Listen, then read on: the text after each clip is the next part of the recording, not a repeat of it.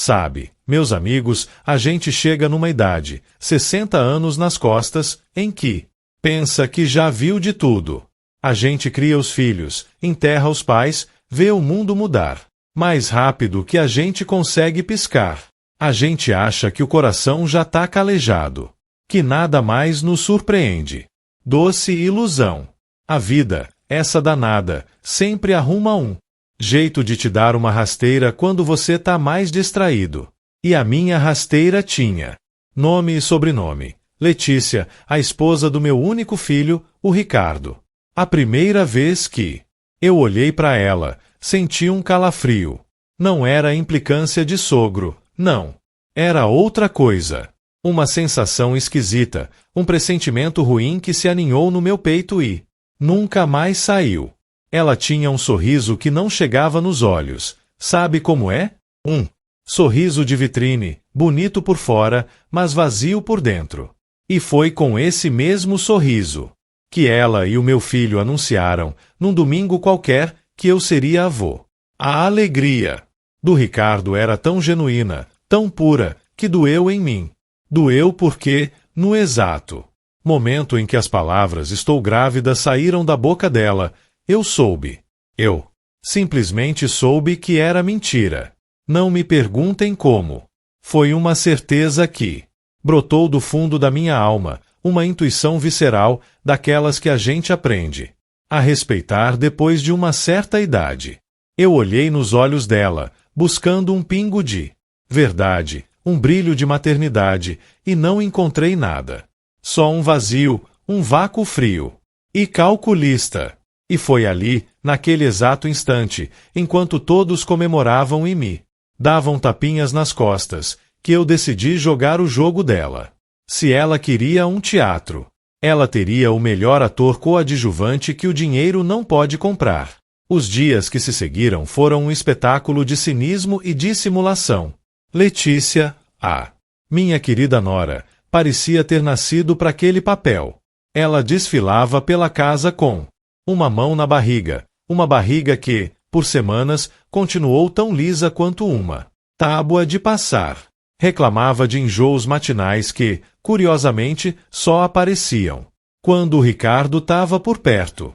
Desenvolveu desejos esdrúxulos, daqueles que a gente só ouve em filme, e o meu filho, o coitado, saía noite adentro, rodando a cidade, atrás de sorvete de pistache com picles em conserva.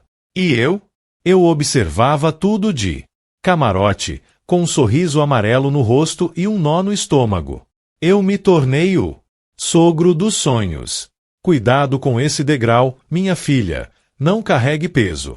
Letícia, deixa que eu levo. Ricardo, sua esposa precisa descansar, não a aborreça. Com problemas do trabalho. Cada frase era uma peça que eu movia nesse tabuleiro. Doentio. Eu me sentia um fariseu, um hipócrita de marca maior, mas a minha intuição me dizia para continuar. Havia algo muito maior por trás daquela farsa, e eu precisava descobrir o que era. Precisava proteger o meu filho, mesmo que ele não fizesse a menor ideia do perigo que corria. Meu filho, o Ricardo. Um homem feito, barbado, com um diploma na parede e um bom emprego, mas com uma inocência que beirava o despropósito.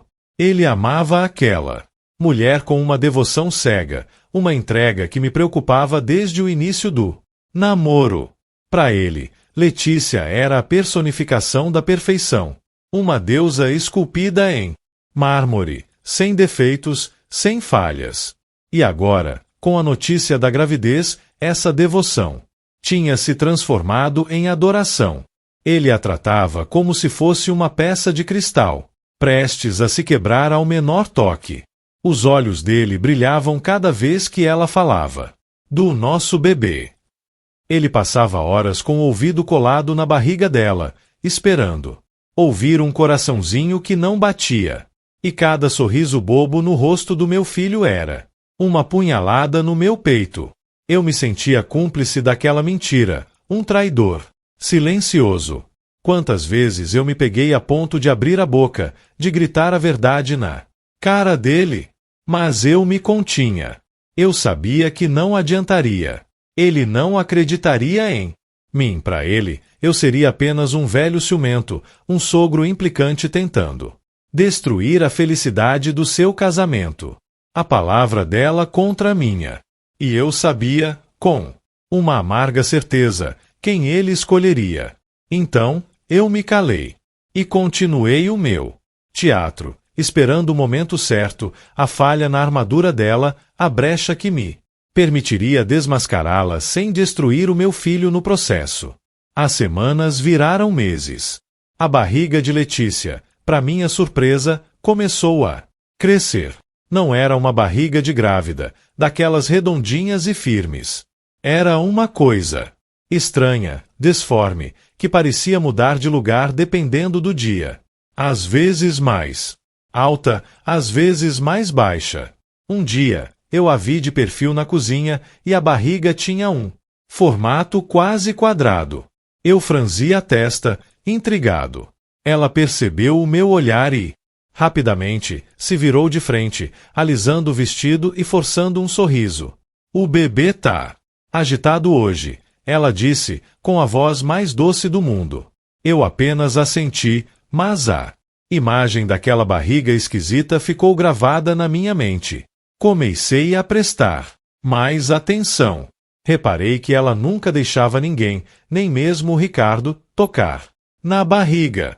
Sempre tinha uma desculpa.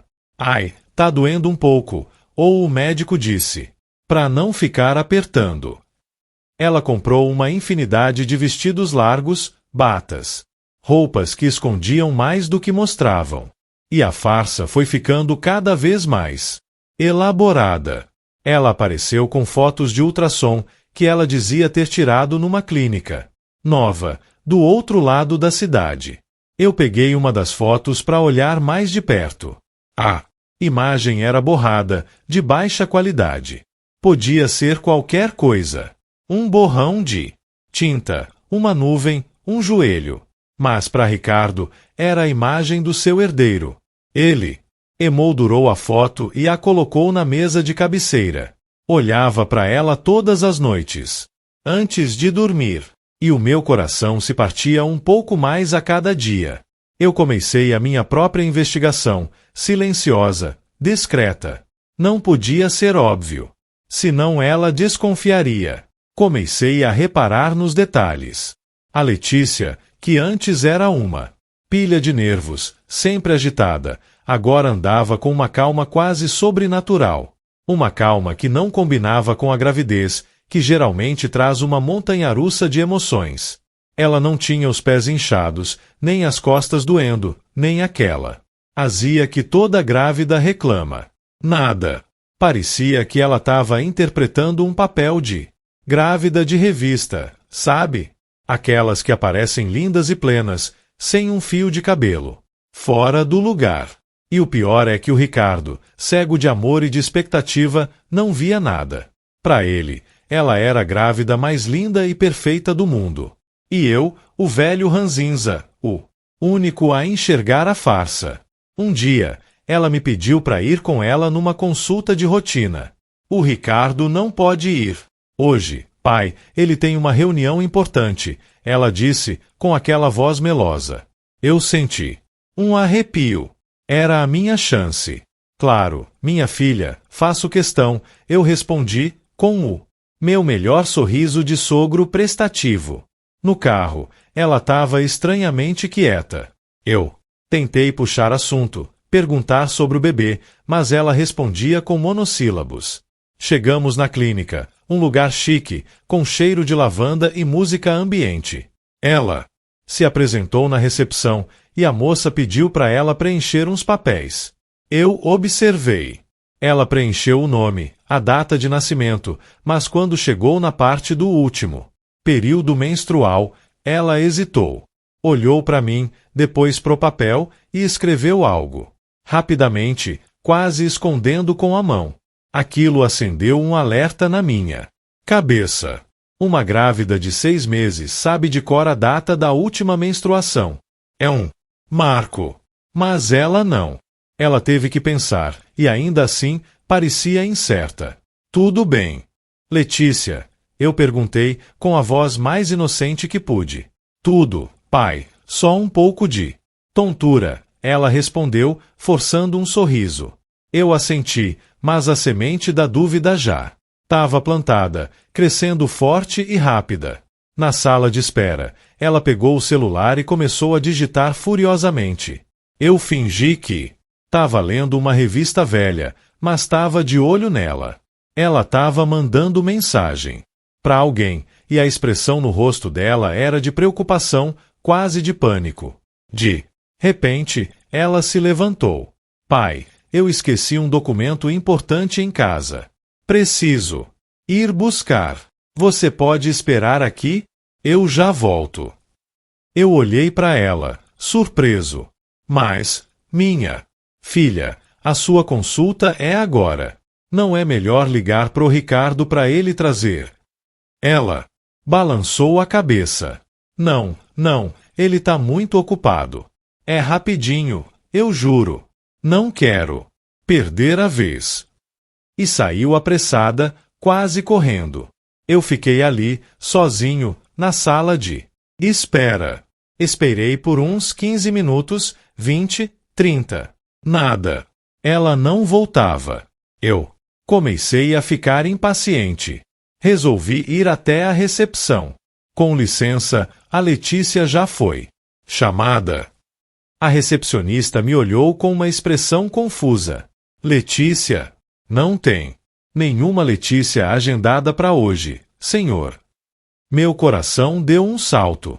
Eu senti um frio na espinha. Tem certeza? Ela disse que tinha uma consulta com o Dr. Silva. A moça consultou o computador. Não, senhor.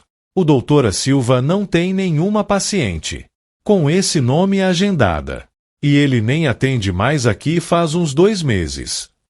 Foi como um soco no estômago. A confirmação que eu tanto temia, mas que, no fundo, eu já sabia. A Letícia não estava grávida. Nunca esteve. A barriga, as fotos de ultrassom, os enjoos, tudo era uma farsa bem elaborada. Eu saí da clínica atordoado, com a cabeça girando. O que eu faria agora? Como eu contaria pro Ricardo? Ele ficaria arrasado. A imagem do meu filho, com o ouvido colado na barriga dela, esperando.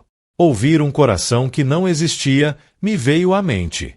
A dor dele seria insuportável. Eu precisava pensar, precisava de um plano. Não podia simplesmente jogar a bomba e sair correndo. Eu tinha que desmascarar a Letícia, mas de um jeito que o Ricardo não se sentisse completamente destruído. Era uma tarefa hercúlea, eu sabia.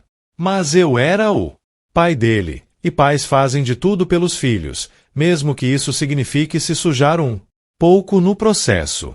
Eu voltei para casa, com um peso no coração, mas com uma determinação renovada. O jogo dela estava prestes a virar, e eu estava pronto para jogar até o fim. Cheguei em casa e a Letícia já estava lá, sentada no sofá, com a barriga de almofada, estrategicamente posicionada, assistindo a uma novela. Pai, que bom que você chegou. Onde você se meteu? Pensei que tinha se perdido, ela disse, com a maior cara de pau do mundo. Eu respirei fundo, contei até 10. Ah, minha filha, o trânsito tava terrível. E a consulta demorou um pouco. Mas tá tudo bem. Eu menti, claro. Não podia dar bandeira. Ela me olhou desconfiada por um segundo, mas depois voltou a atenção para a TV. Eu fui para a cozinha, preparei um café bem forte. Precisava clarear as ideias. A raiva borbulhava dentro de mim, mas eu não podia deixar transparecer. Eu tinha que ser frio, calculista, como ela. Eu tinha que jogar o jogo dela, mas com as minhas regras. Meu plano começou a tomar forma. Eu não podia confrontá-la diretamente, não. Ainda. O Ricardo não acreditaria em mim. Eu precisava de provas irrefutáveis, algo que ela não pudesse negar. Comecei a observar cada movimento dela, cada palavra, cada gesto. Virei um detetive particular dentro da minha própria casa. Reparei que ela sempre ia pro quarto do casal para se trocar e demorava um tempão lá dentro. Uma vez, eu passei perto da porta e ouvi um barulho estranho, como se algo estivesse sendo ajustado. Ela saiu do quarto com a barriga um pouco mais alta do que o normal e um sorriso forçado no rosto. Aquilo me deu um estalo. A barriga dela não era natural. Era uma prótese, uma almofada, alguma coisa que ela usava para simular a gravidez. Mas como provar isso? Comecei a pesquisar na internet, discretamente, claro. Procurei por barriga falsa de grávida, prótese de gravidez. Fiquei chocado com a quantidade de opções que existiam. De silicone, de espuma, de vários tamanhos e formatos. Algumas eram tão realistas que dava medo. A Letícia devia ter uma dessas. Mas onde ela guardava? Como ela conseguia enganar o Ricardo? Ele dormia do lado dela. A menos que ela só usasse a barriga falsa quando sabia que alguém ia vê-la. Ou talvez ela tirasse para dormir. A ideia me deu um arrepio. Que tipo de pessoa faria uma coisa dessas? Que tipo de pessoa enganaria o próprio marido, a própria família, com uma mentira tão cruel? Os dias se arrastavam, e a tensão na casa era palpável, pelo menos para mim. Eu vivia num estado de alerta constante, sempre procurando por pistas, por uma falha no roteiro dela. O Ricardo, alheio a tudo, continuava nas nuvens. Ele já tinha até comprado um berço, um carrinho de bebê, um monte de roupinhas minúsculas. O quarto do bebê estava quase pronto, decorado com ursinhos e estrelinhas. Cada vez que eu via aquilo, sentia um aperto no peito. Meu filho estava investindo tanto amor, tanta esperança, numa mentira. E eu me sentia impotente, preso numa teia de aranha que eu mesmo tinha ajudado a tecer. Uma noite, o Ricardo teve que viajar a trabalho. Seria uma semana fora. A Letícia, claro, fez um drama. Ai, meu amor, como eu vou ficar sozinha com o bebê? Ricardo, todo preocupado, me pediu para ficar de olho nela. Pai, por favor, não deixe a Letícia sozinha. Ela tá tão frágil agora. Eu assenti, com um sorriso que escondia 1000 pensamentos. Essa era a minha chance. Com o Ricardo fora, ela estaria mais relaxada, menos cuidadosa. Eu teria a oportunidade de investigar o quarto, de procurar pela tal barriga falsa. Era arriscado, eu sabia. Se ela me pegasse, seria o fim. Mas eu não tinha escolha. Eu precisava da verdade, não só para mim, mas pro meu filho.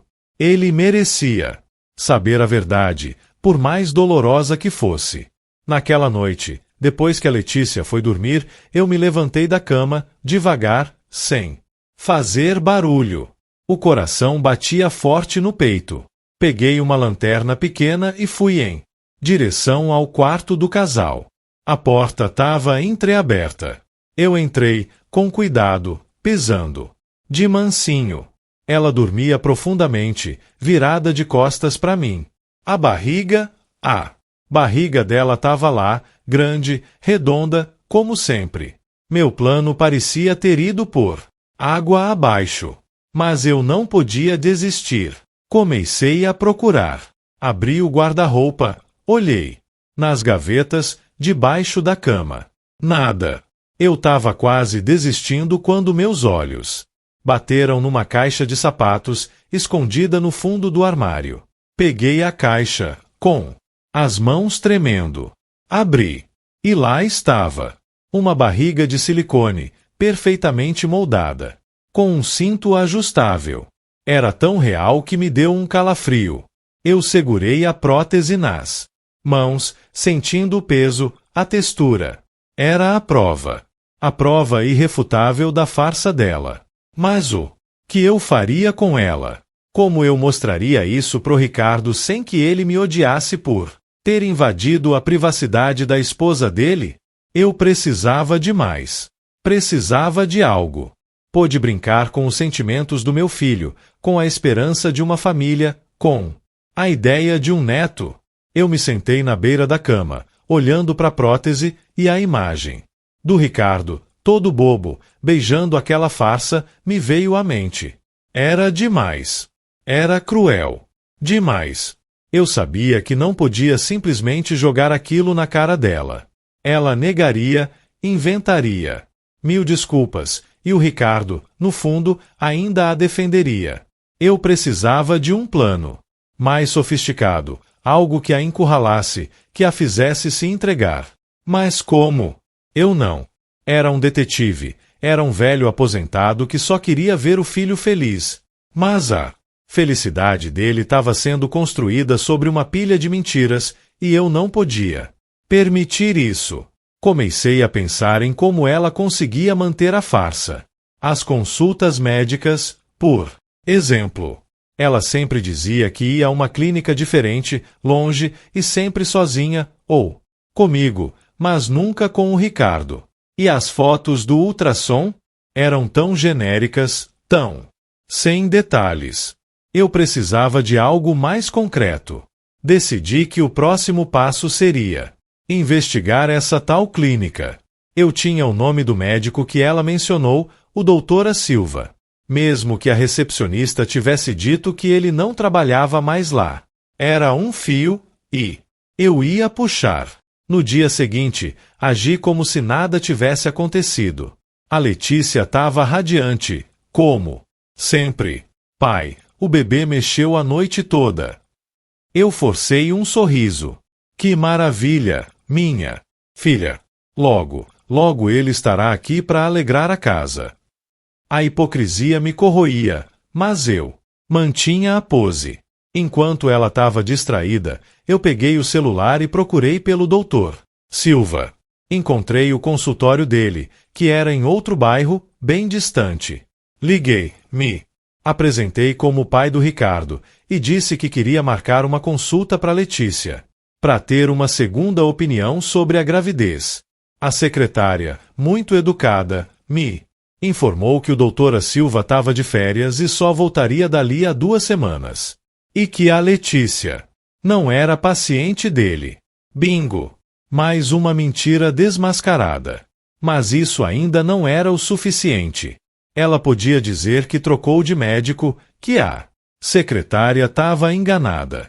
Eu precisava de algo que a pegasse de surpresa, algo que ela não pudesse prever. Comecei a pensar em como o Ricardo reagiria. Ele era um homem bom, mas teimoso. E o amor dele pela Letícia era uma fortaleza. Eu precisava derrubar essa fortaleza com fatos, não com acusações.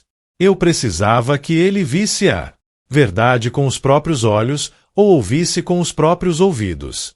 Lembrei que a Letícia sempre falava de uma amiga, a Carol, que estava grávida na mesma época que ela. Elas trocavam figurinhas, falavam de sintomas, de nomes de BD. Eu nunca tinha visto essa Carol, mas a Letícia sempre mencionava ela. Decidi que era hora de conhecer a Carol. Talvez ela pudesse me dar alguma pista, alguma informação que eu podia usar. Eu sabia que era arriscado, que eu estava me metendo num vespeiro, mas a essa altura eu já estava com a faca nos dentes. Eu precisava proteger o meu filho, custe o que custar. Perguntei para Letícia o telefone da Carol, com a desculpa de que queria mandar um presente pro bebê dela. Ela me deu o número, sem desconfiar. Liguei para Carol, me apresentei e disse que queria conversar sobre a gravidez da Letícia. A Carol ficou um pouco surpresa, mas aceitou conversar. Marcamos um café. Eu fui com o coração na mão. Não sabia o que esperar. A Carol era uma mulher simpática, com um barrigão de verdade, daqueles que a gente vê e já sente o cheiro de bebê. Ela falou da gravidez dela, das dores, dos enjoos, da ansiedade. E eu, com a maior naturalidade do mundo. Comecei a puxar assuntos sobre a Letícia. E a Letícia, como ela tá? Ela me disse que vocês estão trocando bastante experiência. Ah, Carol sorriu. Ah, sim. A Letícia é uma querida. Mas ela não tá grávida, não, senhor. Ela me disse que teve um aborto espontâneo no começo do ano. Ela ficou muito triste. Coitada. Mas ela tá se recuperando bem. Meu mundo desabou. Um aborto espontâneo? Então era isso. Ela tinha perdido o bebê e, em vez de contar pro Ricardo, ela inventou toda essa farsa. A dor dela devia ser imensa, eu entendi. Mas a mentira era imperdoável. Eu agradeci a Carol, me despedi e saí do café com a cabeça a mil. A peça final do quebra-cabeça estava ali. A Letícia tinha perdido o bebê e, por algum motivo, não conseguiu contar pro Ricardo. E a partir daí, a mentira virou uma bola de neve incontrolável. Eu voltei para casa, com a certeza de que tinha todas as provas que precisava. A barriga falsa, a mentira sobre o médico e agora a confirmação do aborto. Mas como eu ia apresentar isso pro Ricardo? Como eu ia quebrar o coração do meu filho? Eu sabia que seria doloroso, mas era necessário. Ele merecia a verdade. E eu, como pai, tinha a obrigação de dar a ele. Eu decidi que não ia confrontar a Letícia diretamente. Eu ia esperar o Ricardo voltar de viagem. E aí, eu ia sentar com ele e contar tudo, com calma, com as provas na mão. Eu ia ser o porto seguro dele, o ombro amigo. E eu ia ajudá-lo a superar essa dor. Era o mínimo que eu podia fazer. Os dias que o Ricardo passou fora foram uma eternidade. Eu andava pela casa como um fantasma, observando a Letícia, que continuava a encenar a gravidez com uma dedicação assustadora. Ela falava com a barriga, cantava musiquinhas de ninar e até me pediu para ajudar a montar um móbile no quarto do bebê. Cada ato dela era um lembrete da teia de mentiras que ela tinha tecido, e eu me sentia cada vez mais sufocado. A prótese de silicone estava escondida no meu guarda-roupa, embrulhada num pano velho, como um segredo sujo que eu carregava.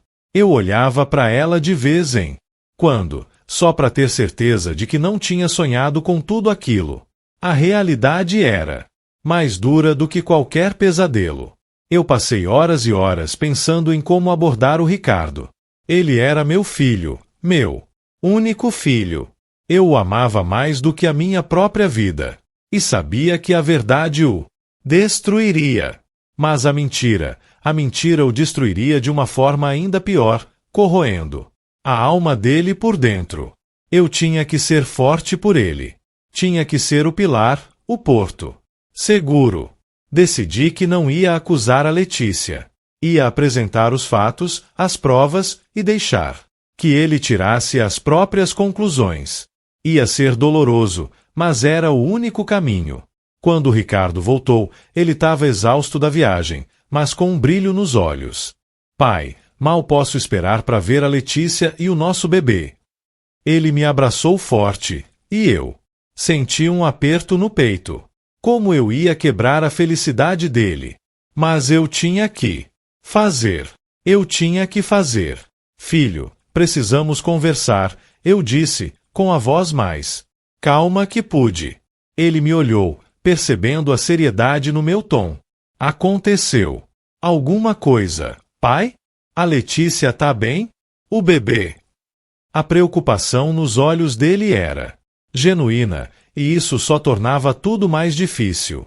Eu o levei pro meu escritório, fechei a porta. Sentei na minha poltrona velha, e ele na cadeira em frente à minha mesa.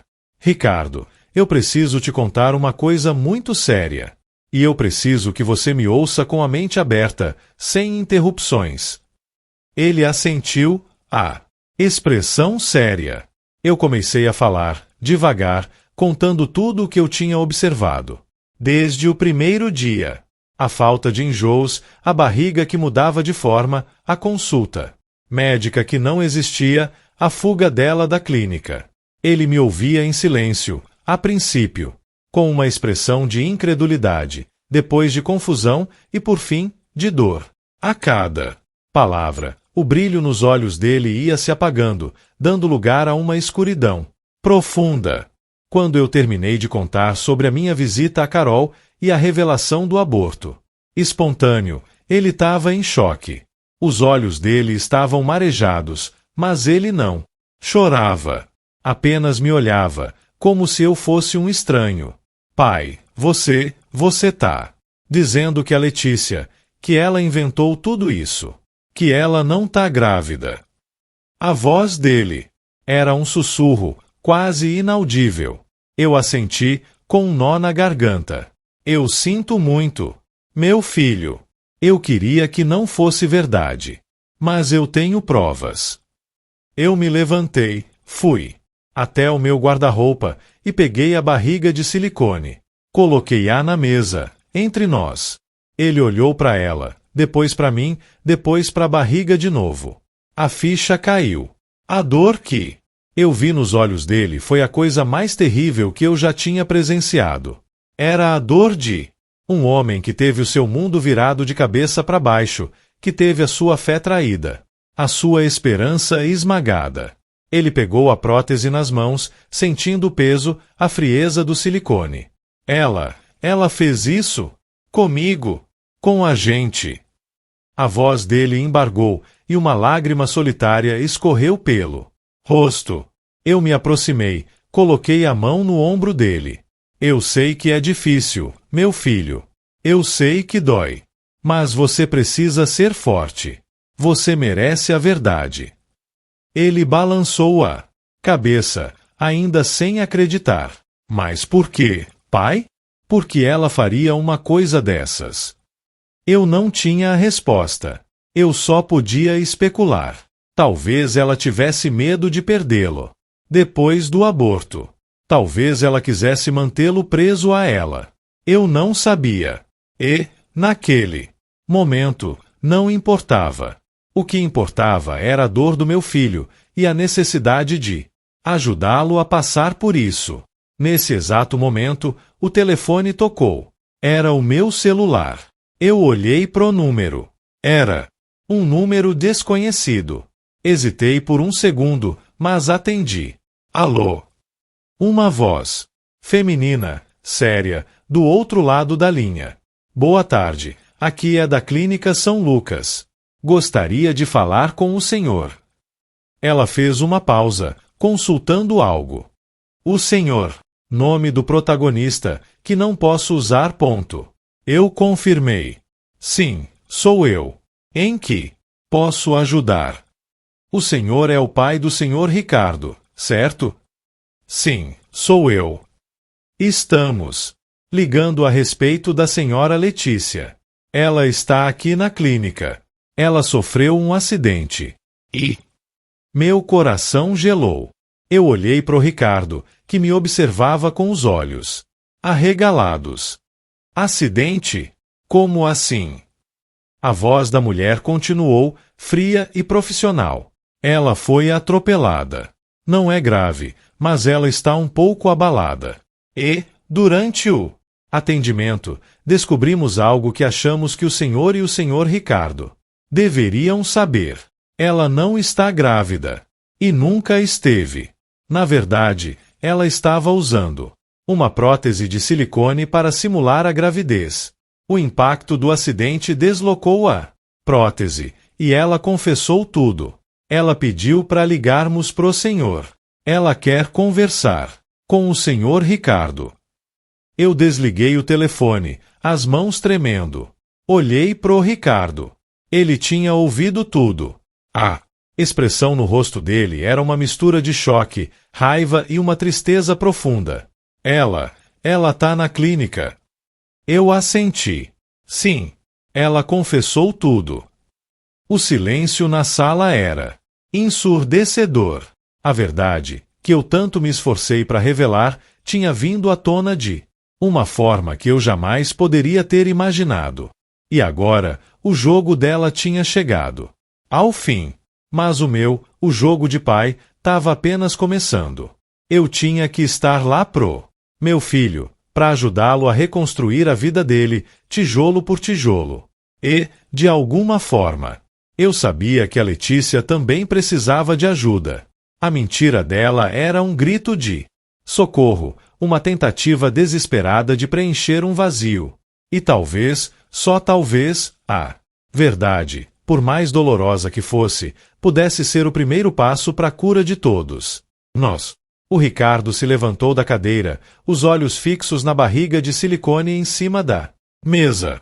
A raiva que eu tinha visto nele deu lugar a uma espécie de vazio, um desamparo, que me cortou o coração. Eu preciso ir lá, pai. Eu preciso ver ela. A voz dele ainda estava embargada, mas havia uma determinação ali que eu não tinha visto antes. Eu assenti. Eu vou com você, meu filho. Você não vai passar por isso sozinho. No caminho para a clínica, o silêncio dentro do carro era pesado, quase sufocante. Eu olhava pro Ricardo de vez em quando. Ele estava com o olhar perdido na paisagem que passava pela janela, os punhos cerrados no colo. Eu queria dizer alguma coisa, qualquer coisa, para aliviar a dor dele, mas as palavras me faltavam. Que consolo eu poderia oferecer diante de uma traição tão profunda? A única coisa que eu podia fazer era estar ali, presente, um apoio silencioso. Chegamos na clínica. O ambiente era diferente do que eu tinha visto na minha primeira visita. Não tinha mais o cheiro de lavanda, nem a música ambiente. O ar estava carregado de uma tensão que eu podia sentir na pele. Fomos direcionados para uma sala de espera mais reservada. Uma enfermeira veio nos atender com um olhar de pena. A senhora Letícia está no quarto 203. Ela está um pouco sedada, mas consciente. O médico já conversou com ela. Quando entramos no quarto, a Letícia estava deitada na cama, pálida, com um curativo na testa. A barriga dela estava lisa, sem o volume que eu tinha me acostumado a ver. Ela nos olhou e os olhos dela se encheram de lágrimas. Ricardo, pai. A voz dela era um sussurro, cheia de vergonha e arrependimento. O Ricardo parou na porta, sem conseguir se aproximar. A dor dele era tão palpável que eu podia quase tocá-la. Eu me aproximei da cama, peguei a mão dela. Letícia, por que você fez isso? A pergunta saiu da minha boca antes que eu pudesse segurá-la. Ela começou a chorar, um choro convulso, que sacudia o corpo dela. Eu perdi o bebê, pai. No começo, eu estava tão feliz e o Ricardo também. Eu não consegui contar para ele. Eu tive medo de que ele me deixasse. Eu achei que se eu fingisse, ele continuaria me amando. Eu sei que foi errado. Eu sei que eu sou uma pessoa horrível. As palavras dela saíam atropeladas, entre soluços. O Ricardo ainda estava parado na porta, observando a cena, com uma expressão indecifrável no rosto. Eu olhei para ele. Depois para a Letícia. A situação era complexa, cheia de camadas de dor e desespero. Letícia, você precisa conversar com o Ricardo, eu disse, com a voz firme, mas gentil. Ela assentiu, ainda chorando. O Ricardo finalmente se moveu, se aproximou da cama, mas manteve uma distância segura. Por que você não me contou, Letícia? Por que você me enganou por tanto tempo?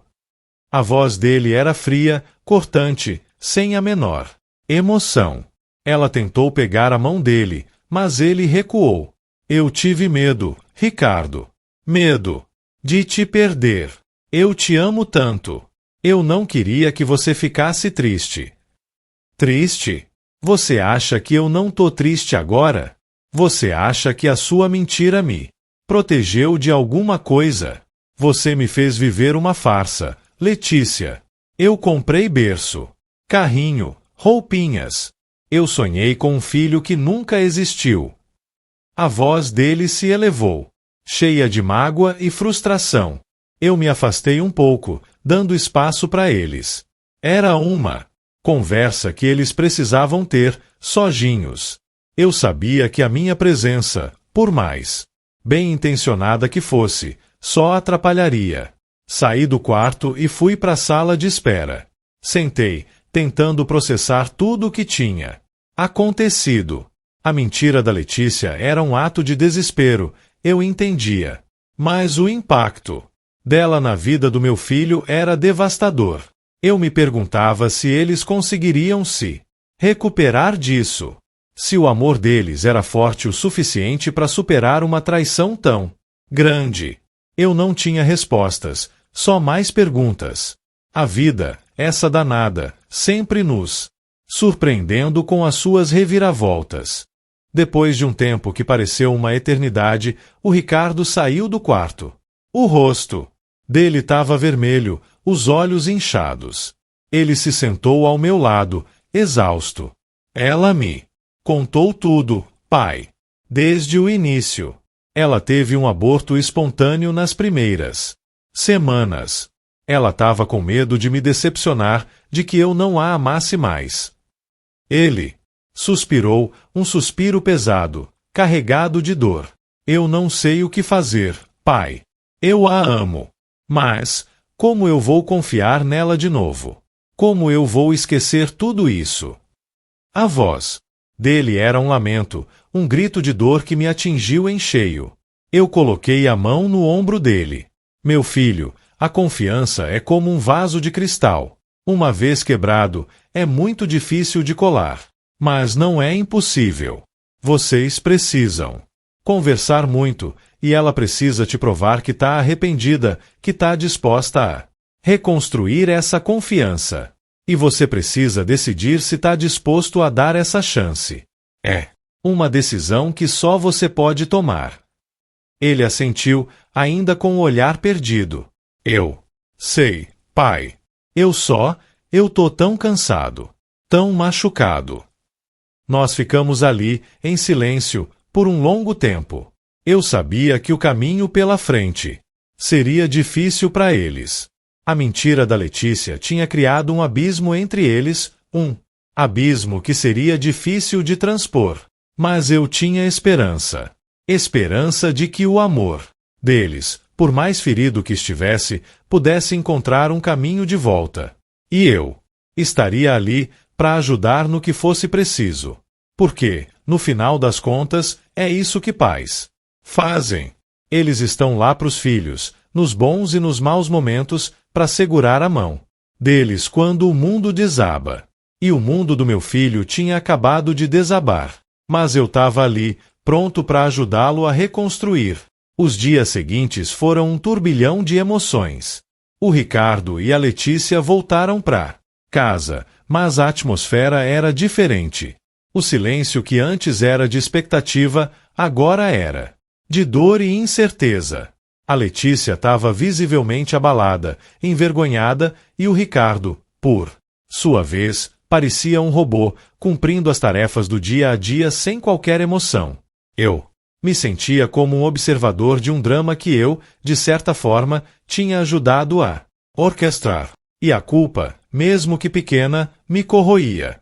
Eu tentei ser o mais neutro possível, mas era difícil. Eu via o sofrimento do meu filho e o arrependimento da Letícia. Ela tentava se aproximar dele, pedia perdão, explicava os motivos dela, que eram sempre os mesmos: medo de perdê-lo, medo de decepcioná-lo. E ele, por sua vez, ouvia tudo com uma expressão vazia, como se as palavras dela não chegassem a ele. Era como se um muro invisível tivesse se erguido entre os dois. Um muro feito de mentiras e desconfiança. Uma noite, o Ricardo veio pro meu quarto. Ele sentou na beira da minha cama, como fazia quando era criança e tinha um pesadelo. Pai, eu não consigo. Eu olho para ela e só vejo a mentira. Eu vejo a barriga falsa, os ultrassons que não eram dela. Eu vejo a minha esperança sendo esmagada. A voz dele estava embargada, e eu vi as lágrimas escorrendo pelo rosto dele. Eu o abracei forte, como não fazia há anos. Ele chorou no meu ombro, um choro de desabafo, de dor acumulada. Eu amava tanto a ideia de ser pai. Eu amava tanto a ideia de ter um filho com ela. Eu sei, meu filho. Eu sei. E é por isso que dói tanto. Mas a dor passa. E a verdade, por mais dura que seja, é sempre o melhor caminho. Agora vocês têm a chance de reconstruir tudo, mas dessa vez sobre uma base sólida, sobre a verdade. Eu tentei confortá-lo, mas sabia que as minhas palavras eram apenas um paliativo. A cura viria com o tempo, com a reflexão e com a decisão que ele teria que tomar. A Letícia, por sua vez, começou a procurar ajuda. Ela estava visivelmente deprimida, e eu sugere que ela conversasse com alguém. Ela relutou no início, mas depois aceitou. Começou a fazer terapia, e isso, de alguma forma, me deu um pouco de esperança. Talvez ela realmente estivesse arrependida, talvez ela realmente quisesse mudar. Eu não sabia, mas eu queria acreditar. Queria acreditar que a minha família, por mais quebrada que estivesse, pudesse encontrar um caminho de volta. O Ricardo, aos poucos, começou a sair do estado de choque. Ele ainda estava machucado, mas a raiva inicial deu lugar a uma tristeza mais profunda, mais resignada. Ele começou a conversar com a Letícia, não sobre a gravidez, mas sobre o futuro deles. Sobre o que eles fariam a partir dali. Eu ouvia as conversas deles, às vezes da cozinha, às vezes do meu quarto. Eram conversas difíceis, cheias de silêncios, de perguntas sem respostas. Mas eram conversas. E isso, para mim, já era um começo. Um dia, a Letícia veio falar comigo. Ela estava com os olhos vermelhos, mas com uma expressão mais serena. Pai, eu queria te pedir perdão por tudo. Eu sei que eu errei. Feio. Eu sei que eu machuquei o Ricardo, e machuquei você também. Eu não tenho desculpas. Eu estava perdida. Eu estava com tanto medo de não ser suficiente, de não ser amada. Eu olhei para ela, e pela primeira vez vi a vulnerabilidade dela. Vi a mulher por trás da farsa, a mulher que estava sofrendo tanto quanto meu filho. Eu te perdoo, Letícia, eu disse, e as palavras saíram da minha boca com uma sinceridade que me surpreendeu. Mas o perdão não apaga o que aconteceu. A confiança precisa ser reconstruída, tijolo por tijolo. E isso vai levar tempo. Muito tempo. Mas se você estiver disposta a lutar por isso, eu estarei aqui para te apoiar. E o Ricardo também, se ele decidir te dar uma segunda chance. Ela me abraçou, um abraço apertado, cheio de gratidão, e eu senti que, talvez, houvesse uma luz no fim do túnel. O Ricardo e a Letícia decidiram dar um tempo. Ela foi morar com uma amiga por um tempo, para que eles pudessem respirar, pensar e decidir o que fariam. Foi uma decisão difícil, mas necessária. Eu vi o meu filho sofrer, mas também o vi crescer. Ele estava aprendendo a lidar com a dor, a lidar com a traição, a lidar com a complexidade das relações humanas. E eu, como pai, sentia um orgulho imenso dele. Ele estava se tornando um homem mais forte, mais maduro, mais consciente da realidade. Eu me peguei pensando na vida, na forma como as coisas acontecem. A gente planeja, sonha, constrói castelos no ar. E de repente, tudo desmorona. Mas é no desmoronamento que a gente encontra a oportunidade de reconstruir, de fazer diferente, de fazer melhor. A mentira da Letícia, por mais dolorosa que tenha sido, tinha trazido à tona verdades que precisavam ser encaradas. Verdades sobre o relacionamento deles, sobre as expectativas, sobre o medo. E agora, eles tinham a chance de recomeçar, de construir algo mais sólido, mais verdadeiro. Eu não sabia o que o futuro reservava para eles. Se eles voltariam a ficar juntos, se seguiriam caminhos separados. Mas eu sabia que, independentemente do que acontecesse, eles seriam pessoas diferentes, pessoas que tinham aprendido uma lição valiosa. E eu, o velho pai, estaria ali, observando, apoiando e torcendo para que eles encontrassem a felicidade, cada um à sua maneira. Porque, no final das contas, é isso que importa. A felicidade dos nossos filhos. E a verdade, por mais dolorosa que seja, é sempre o primeiro passo para alcançá-la. O tempo, meus amigos, é um senhor implacável, mas também um grande curandeiro.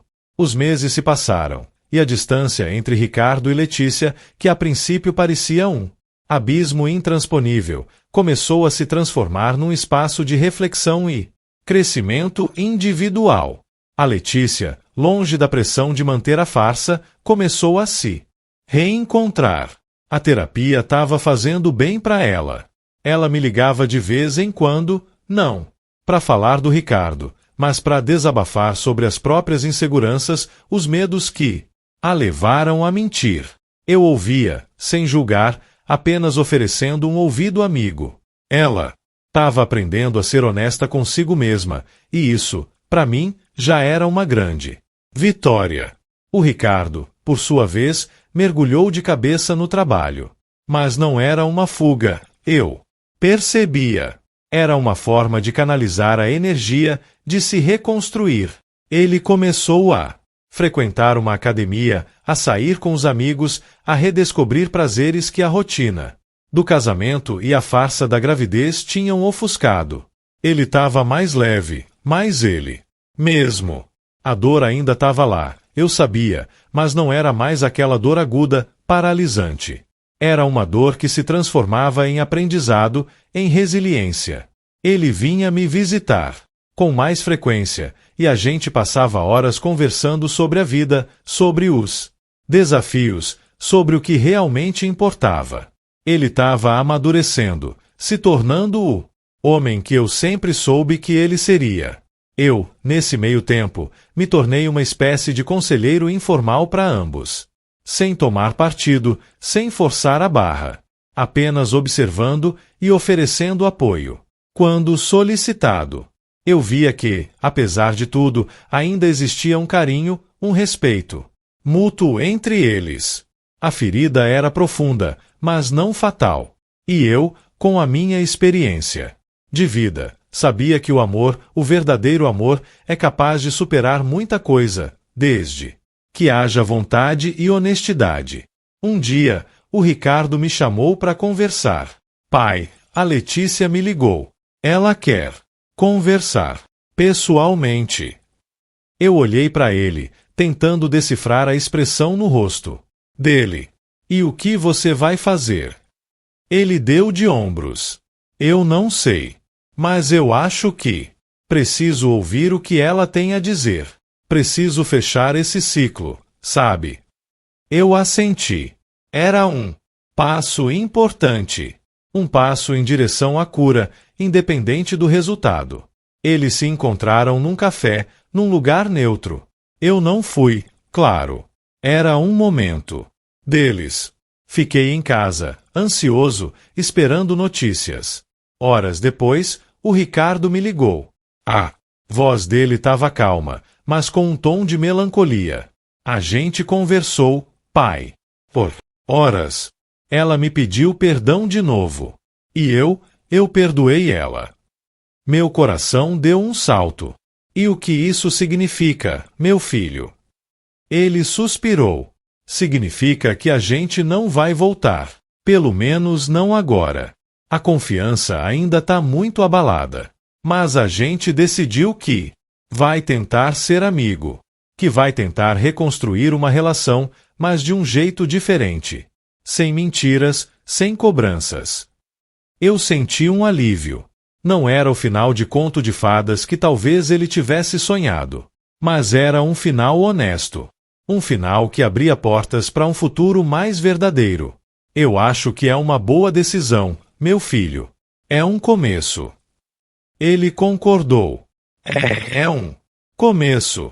E eu tô feliz por ter você do meu lado, pai. Por ter me ajudado a enxergar a verdade. As palavras dele me encheram de orgulho.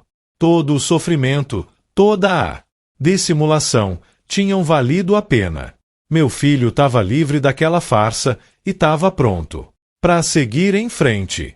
A Letícia continuou a terapia e eu a vi se transformar numa mulher mais forte, mais consciente de si mesma. Ela arrumou um emprego novo, começou a fazer cursos. Ela estava construindo a própria vida, sem depender de ninguém.